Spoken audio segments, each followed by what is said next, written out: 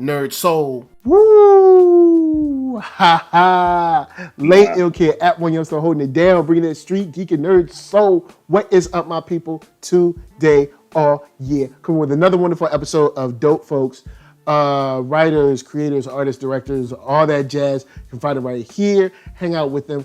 Figure out some things that you ain't even know about yourself by getting to know them. I am joined here by NERDSoul Light. Say what's up.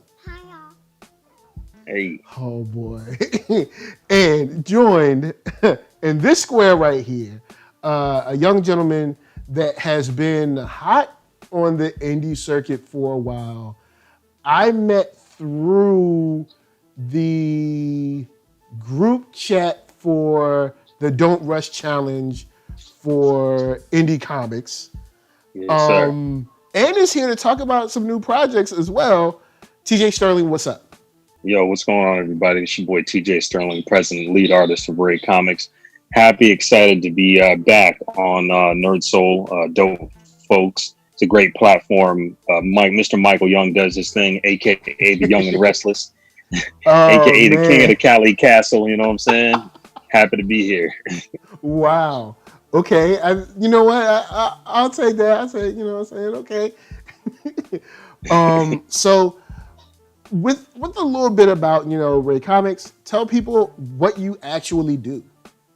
Absolutely. So I've been in the comic industry for a while, guys. I mean, I've been frequenting cons since 2005. I did about 10 years of just being a fan, where I was going to the cons every single year, networking with folks, collecting, supporting indie books, and also just learning the business. And then had the great opportunity to work with Marvel for about a year while I was in college, getting my degree in art. And I studied basically production art, graphic design, all within the bullpen at Marvel, which kind of gave me the base of my knowledge. And then from there, I took all of that and did some other freelance work for other companies and started my own company, RAE Comics. And now I also own the company, but I'm the lead writer and artist for the series Okemus, and we have a couple of other books coming out too. All right, what up? When it comes to, kind of like being the lead, but also like running it, how do you juggle those types of duties? Is it something that's easy for you? Because we got into it a little bit, sort of with the rent party and stuff, but how do you know when it's time to jump from like one to the other? It's tough, man, honestly, because I feel like when you own something, you want to make sure that every single product you put out is top tier, has the polish on it. And, you have to almost remind yourself, okay, there's certain things you can't do. So even though I'm trained in like lettering and production and a few other things like logo design, I'm like, I need to actually hire people who do that for a living, who really, that's their craft. Like Duran Bennett of Ann World Design, one of the best letterers in the game. Shout out to Duran, who's also the letterer on all of the Okemus series. There's certain art forms that you just, can't do yourself. So it's like, make your life easier, hire great people, collaborate with great people, and just try to, enjoy the process. Because I feel like when you do try to do everything, it just takes away some of the enjoyment of it all. Yeah, word up, I feel you. Now, speaking of enjoyment of it all, you got something that you're dropping. Actually, you dropped today. You have a brand new Kickstarter for your series that you just spoke a little bit about, Okemus. If you could let the people know, like, what is Okemus? Yes, sir. So Okemus is a sci-fi, Sentai-inspired genre of a comic book series called, let me rewind the tape on that. I messed up a little bit. I've been doing pitches all morning in my head, so they just come out a little not so smooth. But Okemus, sci-fi martial art action story about a young black kid named Kale. He has a latent superhuman ability that could potentially save the human race. And there's 4 biomechanical warriors that have actually traveled from like a dark future to acquire that ability. And they're looking to find this to possibly fix their broken world. But these guys aren't the heroes. They're actually the villains of the story. So it's a little bit of a twist and turns and some unexpected things that go on. All right, cool.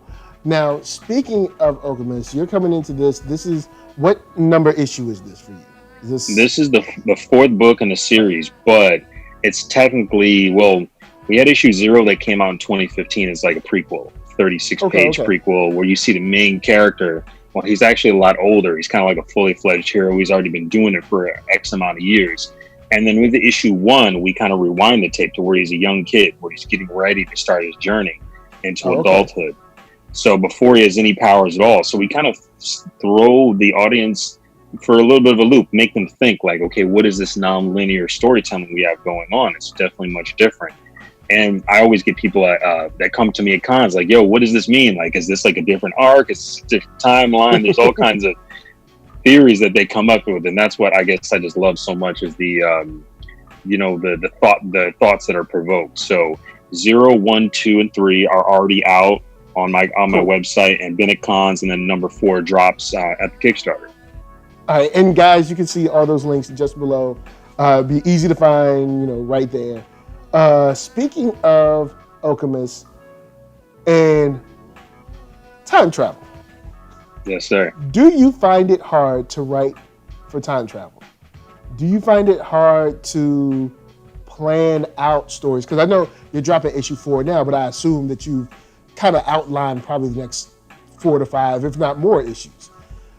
Do you find it hard dealing with time, playing with time, or are you more of the side where it's like time can be whatever you want it to be, just have fun reading? Yeah, I mean, to me, it's like comics is the big budget movie that everyone wants to tell. So you can do it really any way you want. I personally think that time travel is fluid, but at the same time, it's not, like there's certain boundaries that can't be broken. At least how I tell my time travel stories. So it's like, we can't, throw a pebble in the river and then, we have a completely new universe that sprouts off from it. But with Okemus, I'm definitely writing, arcs and arcs further, down the line. So I'm looking at everything from plot points. Planning for time travel is definitely something that you have to look at. Like, how can it affect other books, other stories? So like, there's lots of planning involved in my opinion. And that's really where those threads come in. Cool. Now, backing up, when it comes to just the idea of Alchemists, is this something that you've always wanted to do? Something that was more spur of the moment? How did that come to light? Yeah, man, I appreciate that question because, I grew up in Grand Rapids, Michigan, which is a relatively small town, kind of considered part of the Bible Belt, so super religious. It's crazy things because it just got rated as one of the #1 cities that's, I guess, bad for middle-aged Black folks to grow up in or to try to build a business or a family in, because the majority of the business and the economy is kind of passed in between the Dutch and the people who are living in that area. So it's kind of an interesting space when I grew up there because there was all these people like us who love comics, anime, and all these things, but then you go into a comic book store and you weren't necessarily welcomed. And then when you looked on the shelves, there was necessarily nothing that really looked like us that we could relate to. So even at a young age, probably your son's age, that's when like my mother was the first person who took me to the comic book store. And she was like, yo, this is going to help him read. This is going to help him get into higher, books and whatever. And I think I knew at that age, like, yo, there's nobody that looks like me on these shelves and I want to do something about it. And that's where the initial idea started for Okemus. Word. So going into the industry, kind of like around comics, when you're creating, I know, times have changed. We're in the Corona timeline, things are different. Have Sounds you like found a divergent future? Yeah. I've been calling it the Corona timeline for a minute. So with the Corona timeline, do you find more or less opportunity now when you're like creating, when you're writing, when you're releasing books? I would say that we've had the highest influx of online sales we've ever had. And I think that's definitely due to the fact that people want new material, but they're at home. They want digital. I'm getting more sales from abroad, out of the country, from some weird places through Instagram ads and Facebook ads and things like that. So to me, people are forced to buy online more than ever. And there's still that group of people that want the cons though. So like they're going to wait. Some people are going to wait, but I also feel like for Kickstarter like that we've launched, this is the opportunity for people to really, this is like our con, you know, this is like our creator con that we're going to do. And I think I think I'm going to get back to you completely on that question once we see how the numbers are from the Kickstarter. If that shit's astronomical, then I'm going to be like, whoa, wait a minute, Corona, thank you. Kind of, maybe. A little bit. Well, yeah, man. And guys, go on and check out the link in Kickstarter. Go and put a little something in the bucket. You know what I'm saying? Get yourself a book and, you know, enjoy, if you will. And pick up some books, of course, 0 through 3, which, I should do, I'll get some, I'll do a review of the first 3 or technically first 4, and we'll do something on that a little later. But you spoke about something that I think a lot of creators are either doing or thinking about doing, or maybe even scared of doing, which is like running ads, for your content. From a business perspective, how frustrating, how rewarding, how hard has it been to run ads for a property like yours? It's definitely been interesting because when I first started running ads on my own, I really didn't know what I was doing. So like my tags weren't proper, you know what I'm saying? Like the imagery probably would have been better if I picked certain pictures over the other. But I've been working and collaborating with a couple of different people who are in the marketing space, and they know what the right tags are. They know when to post and what not to post and how to look at the demographic and stuff like that. So now one of the smartest things I ever did was hire somebody who knew more about the marketing than I did, so I could focus on being the artist and create the content. And now I'm starting to see those numbers and that like reciprocation of like, oh man, like 800 likes on a pic. I've never got 800 likes on anything. Now it seems small because some people, that's a lot, man. 800 is a lot, especially if you're converting, even say 5% of them. It's not bad, man. It's not bad at all. Or even getting some shares out of that stuff. It's not bad at all. Yeah, we've been getting a lot of that, man. And I'm trying to live more on Twitter, and I'm already on Facebook a lot, but now it's like up on the level on Twitter and then Instagram and things like that, because we've definitely been around for a while, and we have like word of mouth, which has been pretty powerful over the years. I think we've been able to sustain ourselves pretty lucratively over 5 years just from word of mouth and going to cons throughout the country and selling to people. And you would go to a con like back in the day, Jim Lee or the Image Cats, and like you'd sit at a table and then literally you'd build your fan base from these events. And I think now, because we're in this Corona timeline, you know what I'm saying? You got to build your fan base online even more. Like you've got to push the online game. Definitely. So on the relaxed side, you have Okemus. What kind of describe the world as it is when it comes to like when the reader comes in, say on issue 1? What is kind of the world like? Is it like ours? Is it not? Is it unlike anything you've ever seen? What can we expect from Kale? That kind of thing. Absolutely. So let me answer that question by saying issue 0 first. So when people grab issue 0 first, the prequel, you're actually in this dark, desolate future where everything's kind of destroyed. You know what I'm saying? People are walking around with respirators. It's not safe to breathe the air outside. And there's actually these biomechanical, like monstrous creatures that are running the globe and kind of taking over everything. And then you've got one lone warrior, which is Kale, as an adult hero, a fully adult hero, maybe in his early 40s, that's kind of almost at the end of his run fighting these creatures in this timeline. So it's kind of like what could happen if everything crazy went wrong in a sci-fi movie. And then you pick up issue 1 and then boom, it's modern day time. It's like, I think when I first wrote the book, it was 2015 in issue 1. No, 2016 in issue 1.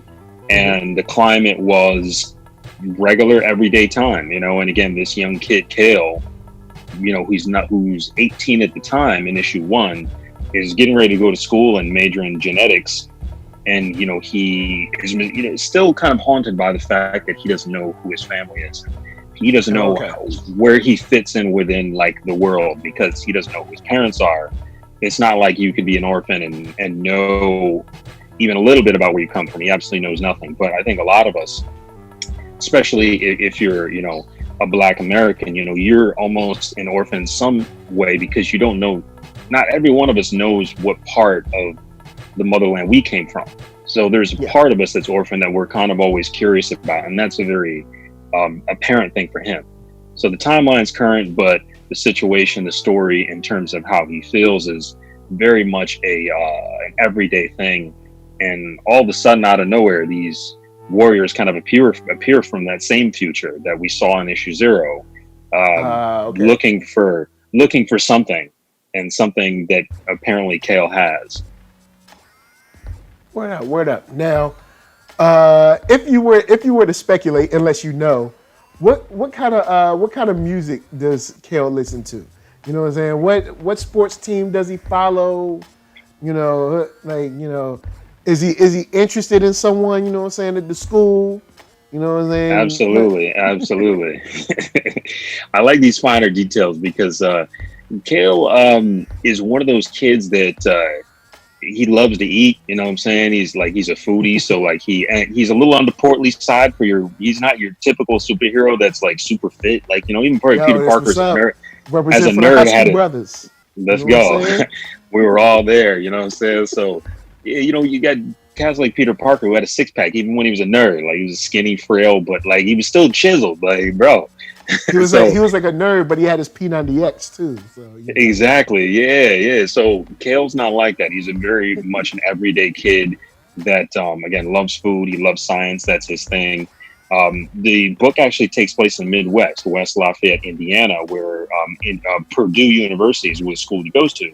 And that's like the #1 school for genetics in the country right now, and still to this day. So that's the reason why we chose that. But being I'm from Michigan, I actually made the character from Michigan, from Flint. So, he's a, what's it called? A Chicago Bulls fan, and he listens to 90s hip hop and R&B. What up? This is up. He's a Bulls fan, man. Even though, it's been rough. You know what I'm saying? Oh yeah. Lately it's been terrible. The glory is gone. True that. But, I mean, they had their time. The Bulls had their time.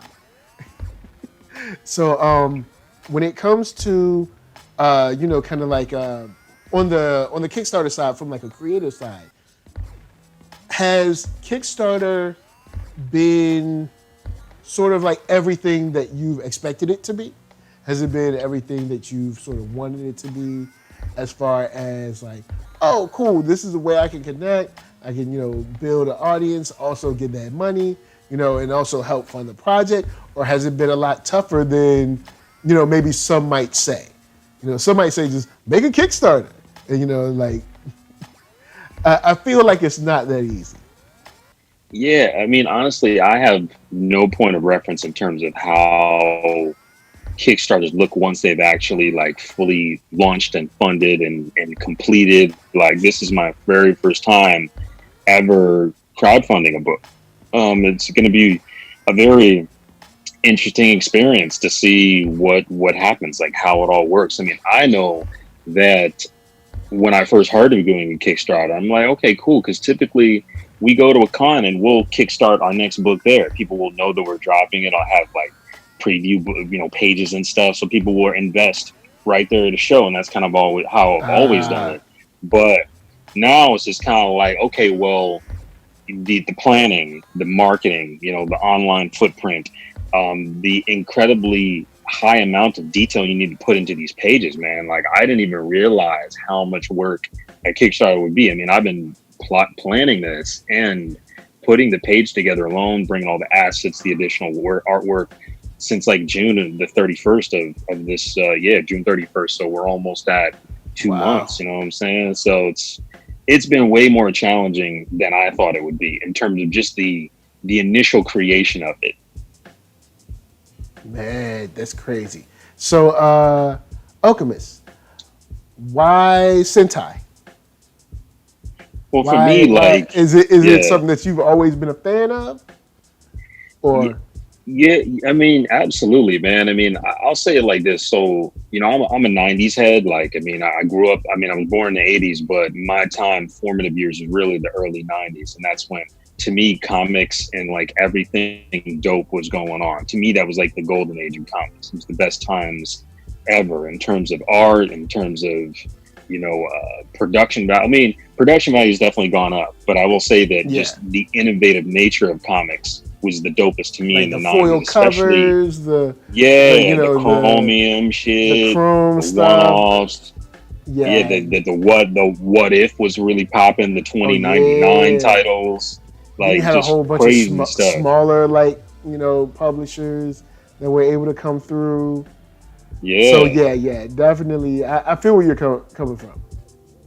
absolutely. So for me, it was like I grew up at seeing these amazing comic books, and then the anime wave hit the United States like in the early Yeah. '90s, like crazy. So you were seeing great shows like Ultraman 6 and Kamen Rider. Then you were seeing the Guyver. Then you were seeing Power Rangers, and then you had Spawn that came out as a movie and a comic book. And Yeah. to me, like there's nothing more dope than a person that can like you're a human being, but then like it's time to put on your suit of armor. And because see, to me, tights are like there's no protection. Like tights make no sense in terms. Oh, it looks cool because you can flex, but like Yeah. I mean, except there's for nothing Black Panther, it's a functional. vibranium weave, so we allow that.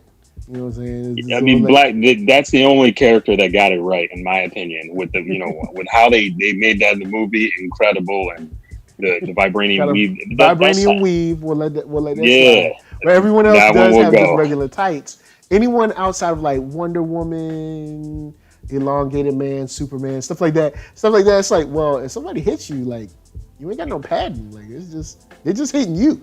Exactly. Like, see, to me, as facts, because it's like when they started doing like the Batman Arkham stuff, I thought that was dope because like this cat's got like legit body armor on, and it makes it Yeah. seem more realistic for me. So, like I said, I always thought like having like this biomechanical, armor that kind of formed over your body in like some type of a nanotech form. This is way before Iron Man. This is just me being like a science Yeah. nerd reading all these magazines as a kid, thinking, oh, it'd be really cool if like little particles made in armor. And then, if we're talking about desolate future and the way we fuck up the earth and the sky and all this other stuff, then guaranteed you're not going to be able to breathe in it. So you're going to need a helmet. And, if you're going to be walking around Earth, you got to have a sword because that's what samurais do with all these dope cats. Yeah. You start putting all these thoughts into your head, and then it's like, yo, man, this is like everything that I like growing up in the 90s kind of like coalesced into one title. And that's what Okemus provides. Word. And shouts out to the Guyver, man. Look, all right, Oh, love that. yo, the live Killer. action movie though. Oh, God. All right, look, Oh, okay, the Guyver has a live action movie. All right, and actually, there's a yeah. newer series on Netflix that I haven't watched yet. It's been in my list like forever, but I haven't watched it yet. But the live action movie is like awesome and bad all at the same time. It's in a way that I can't describe it besides saying it's definitely a part of its time Yeah. and you need to watch it. Like if you like any of that, like like Power, kind of like you said, Kamen Rider, Power Rangers, any of that stuff, you should watch it. If you haven't watched it, just look for the Guyver. It's like Don't be faded out, my G. very, very it's very weird in a very good way. I hear that, man. I was gonna quickly say that, yeah, those '90s Guyver movies are funny because the first one was incredibly bad, but like they stayed pretty true to the story in terms of like some of the arcs and what they did. But then Dark Hero was a little bit better. The sequel, happened to be a little bit Oh, more. Yeah, Guyver Dark Hero was pretty dope because you actually got like wow. a better team behind it. The suits were better. The action was a little bit better. It still came out in like '94, so it was still like pretty much a product that's in its time period. But the guy who played the actor, David Hayter, who wrote the script for Watchmen and is the voice of, you know, Snake on Metal Gear Solid, and he's done all kinds of writing stuff for, you know, for Hollywood. He's the main actor. He plays the Guyver in Dark Hero and does a pretty terrible job, but that kind of set up his career to be amazing as like a screenwriter and a voice actor, you know, later on. You know, it's wow. It's like, it's pretty horrible, but I mean, it worked out. Yeah, it did. Straight up, man. So with that said, I did want to switch and ask second to last question. Yes, sir. For, you know, because I don't want to hold you like forever, but when it comes to the way you enjoy comics, are you more the digital side? Do you enjoy the floppies, or do you consider, or do you like the trades, or do you like the hard, you know, back, you know, like, you know, 30 issues in one thing, you know, like how do you prefer to, you know, ingest the your omnibus comics? style? That's a great question, man. I mean, I you know, I have a small apartment, you know, here on the East Coast, and you know, and I've got long boxes for days. I've got rooms filled with long boxes. So I've been trying to cut down on the floppies and the physical copy parts of comics nowadays, because again, my collection is pretty vast. So I've been buying a lot more digital, reading them on my iPad, things like that. But I still love getting trade paperbacks and you know, just seeing the behind the scenes, some of the covers that they include in there. If they still do, I'm pretty sure they still do that. But if I'm at a con and I run across like a really dope indie book, I'll gladly support it and buy a floppy if they have it. But you know, I try not to walk away from a table without supporting some way. And I think a lot of people, they get so stuck in the like, oh well, I only read it if you have a trade, and then they don't support, versus like, I'll just take whatever you have and support. And I think that's the people I appreciate really the most, because it's like you're down for the movement, you're going to give us something so we can continue to keep the shit moving.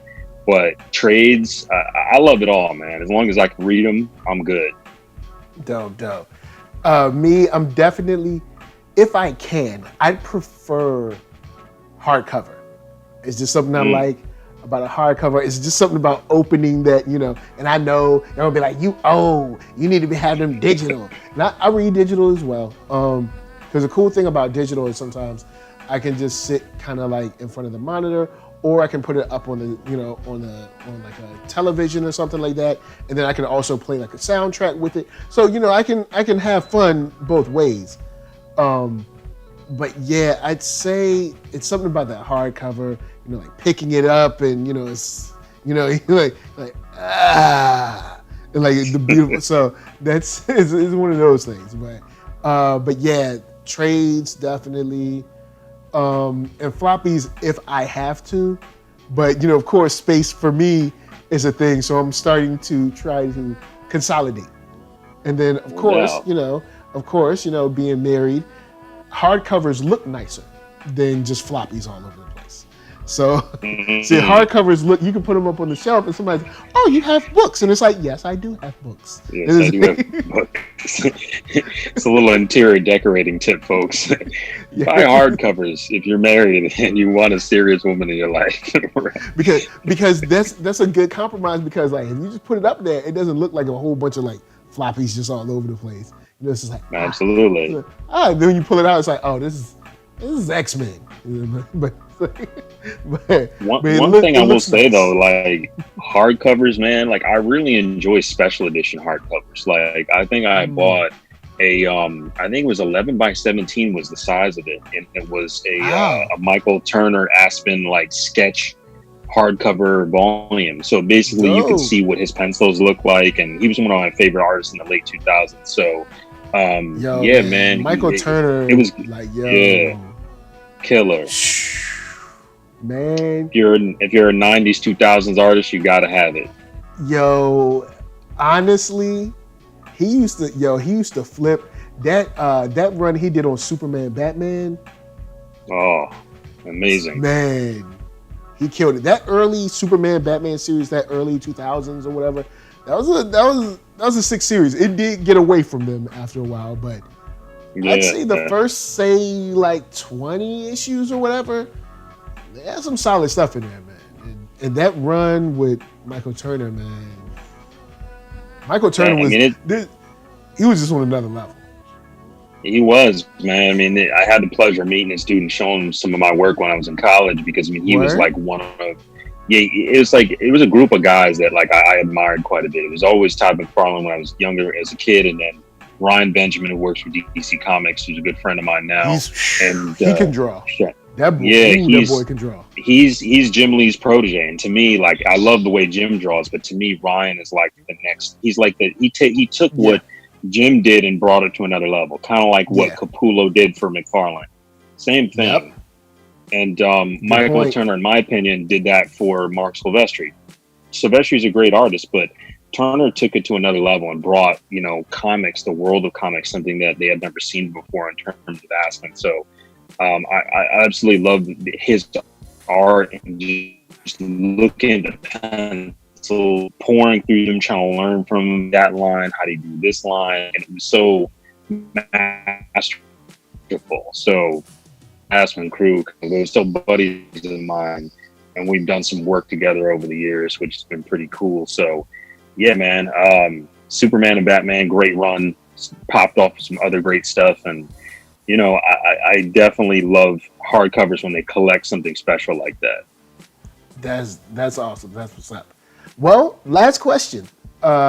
Since we've been hanging, and you guys are already watching, you guys have already clicked open, Kickstarter for Okemus in your next tab. You know what I'm saying? We all are working. We're all creating. We're all pushing, and sometimes, whether we know it or not, we're creating legacy or a legacy. Do you think about legacy? And if you do, what do you want your legacy to be? That's a great question, man. I absolutely love when I hear it, because to me, comics is not just a way to get a Netflix special. To me, comics is life. You know what I'm saying? Storytelling is life. There's a lot of folks out there, they want to just make comics specifically to get picked up on Netflix. And to me, it's cool that you want to dive into the medium, and the Netflix shows are great, but I mean, to me, it's like you're almost taking advantage of the medium instead of respecting it for what it is. You're using it as a get-rich-quick scheme. Yeah, exactly. Yeah, and the more and more you run into individuals like that, it's just a little bit of a shame, because there are people like us, like yourself and me, who are purists, who love this to the core of it, because we know that storytelling is at the core of everything, whether it's video games, whether it's movies, television, animated features, whatever. It all boils back down to comics and storytelling of some sort. So for me, legacy is being true to the medium, one, and then also creating something that my family, my kids that I eventually will have one day, can say, oh, hey, that's dad's entertainment company that 20 years from now, will we be a multi-million-dollar enterprise that has all this stuff, and we're going to Stan Lee it, but it's going to be all black. You know what I'm saying? So to me, legacy is really what I do this for. Nice. Well, thank you for spending your time. Thank you for rolling through. Before we get out of here, tell the wonderful people where they can find you, and also how they can find Okemus. Yes, sir. So again, I'm TJ Sterling, president, lead artist of RAE Comics, and you can easily find me online at TJ Sterling Art on Instagram, at RAE Comics on Instagram. My website is raecomics.com, raecomics.com. And this month, from August 12th all the way to September 12th, we have an amazing Kickstarter with tons of great stuff. We've got toys, we've got t-shirts, we've got exclusive Kickstarter-only perks, brand new comics, and a whole lot more. So I hope you guys can join us. Word up. And guys, of course, NERD, SOUL, Facebook, Instagram, Twitter, all them places. YouTube is the main hub, so hit that thumbs up. If you hit that thumbs down, my man TJ Sterling is going to send you to a dark future, and you don't want that. You want to stay in the regular. That's right. Actually, we don't want the present Corona timeline. But look, just don't go there. Then we have podcasts, Spotify for music. That's right. Check a brother out. Shouts out, Baldhead Brothers Unite. And What up? but from us to you, we're saying thank you for watching and peace. Yeah.